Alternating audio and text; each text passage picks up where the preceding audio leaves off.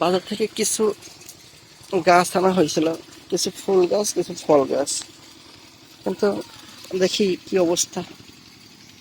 এটা কি ফুল গাছ আমি জানি না ঠিক, তো আপনারা যদি জানেন কমেন্টে জানা দিতে পারেন। আর এটা হলো মরিচ গাছ, বোম্বে মরিচ বলে এটাকে। আর এটা হলো পেয়ারা, এটাও কিনে আনা হয়েছিল।